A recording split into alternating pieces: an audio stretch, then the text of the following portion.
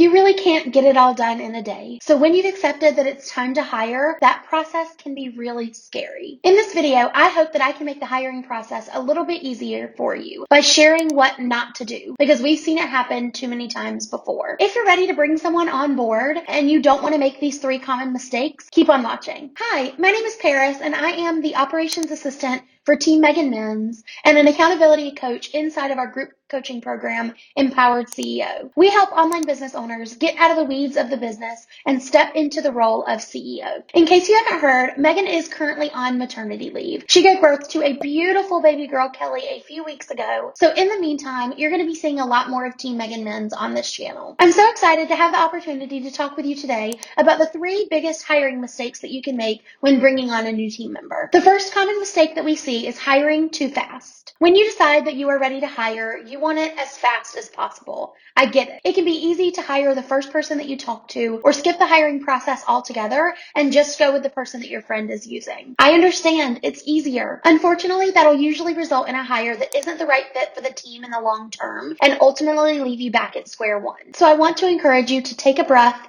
and slow down. The first thing that you need to do when you're ready to hire is actually determine what your hiring process is going to look like. In Empowered CEO, we suggest an initial interview, a test project, and potentially a second interview if it's for a full-time team member. This doesn't have to take forever, but it is important that you go through each step of the hiring process. If you follow the process that we teach in Empowered CEO, that means 5 to 8 weeks or 4 to 6 weeks for a contractor. And I know that if you're ready to hire, 4 to 6 weeks can seem like a lifetime, but it is important for us to make a hire for your team that's going to stay around, because it costs time and money to train someone once you bring them on your team, and we want them to stay for a long time. So common mistake number 1 is hiring too fast. Common mistake number 2 is actually the opposite. Hiring too slow. I know a lot of entrepreneurs that wait on hiring a team member because they think that it's something they can't afford, or they think they need to have X, Y, and Z in place before they bring a new team member on. They may think that they need their entire SOP library built out. They need to know exactly what project management system they're using,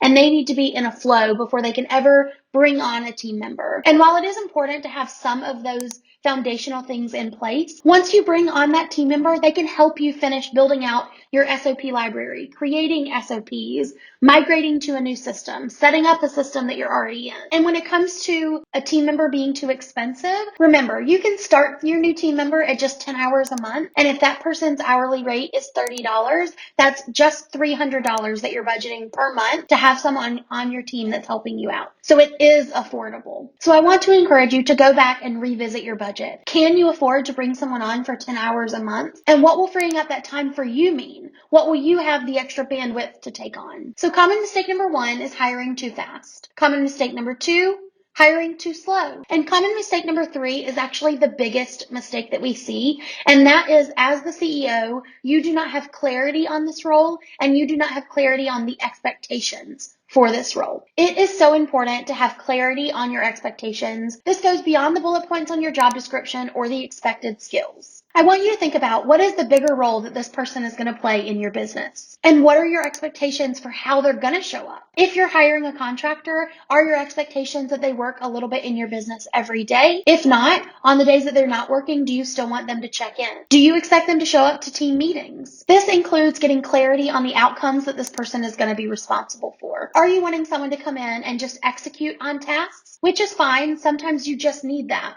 Or do you want someone that is driving outcomes? Do you want them to have any ownership, own their outcomes, work with you on the strategy, take proactive action? If you don't have this clarity going into the hiring process, then you're not going to ask the right interview questions, and ultimately you're going to end up with someone on your team that isn't the best fit. Now, if you know that you're ready to take that next step in your business and you would like Team Megan Men's to help you along the way, click here to apply for Empowered CEO, our high-level group coaching program for online business owners who are ready to elevate to the role of CEO with ease, confidence, and clarity.